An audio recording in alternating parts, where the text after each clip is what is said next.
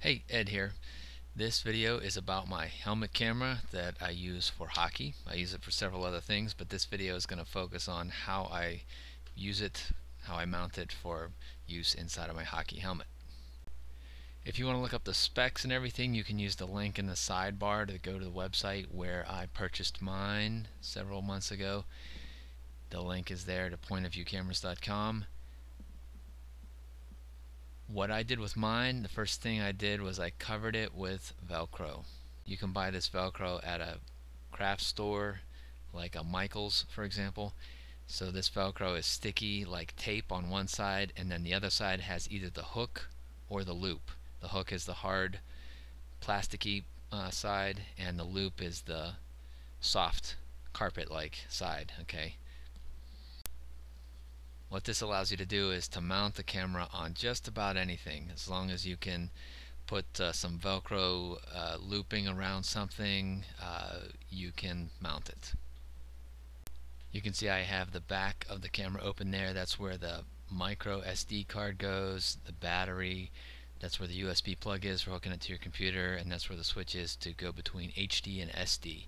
You can read about all that stuff on the website. The link is in either the sidebar or down in the where the text is. So there's my hockey helmet, just a standard Bauer hockey helmet, and there is the Contour HD camera. It is about the size of a flip cell phone when it's folded up. Kind of fits real good in the palm of your hand. Right there is where it's going to sit inside of the face mask. Now, not everybody is going to be able to fit it in there, so take a look. If you're thinking about buying this and buying the camera and trying it out, you need to kind of gauge how much room is in there. If you have a skinny face like mine, it's going to work better than it is if you have a big face. Next, we take what I call Velcro tape, and you can get that at a craft store. It's a hook on one side and loop on the other, so basically you can wrap it onto itself and it sticks like tape does, and then you just unwrap it and it comes right off, but it holds pretty good. So you can see I have 3 strips of it, one going over the back of the camera, one going over the front, and one going around the body. From the front view then, this is what it looks like.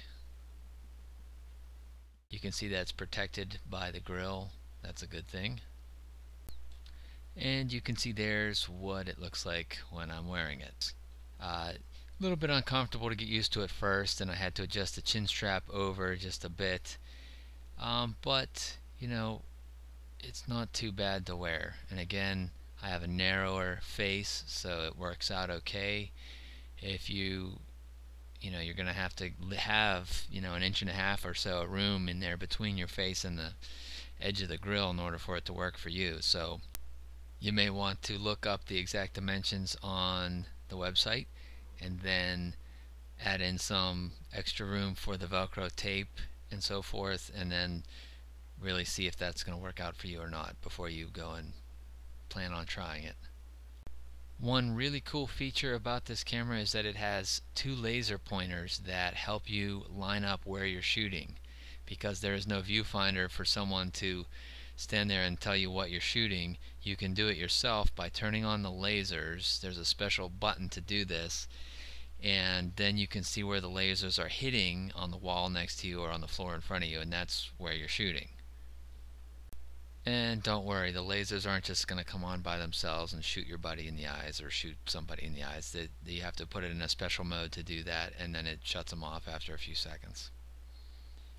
Alright, that's it. You can get more information at the URL. I'm going to do some more videos on how I mount it outside the hockey rink for shooting the whole game, and then I'm going to do other videos on how I mount it to my skydiving helmet, how I wear it on my hat for filming RC planes, and how I mount it to RC planes too.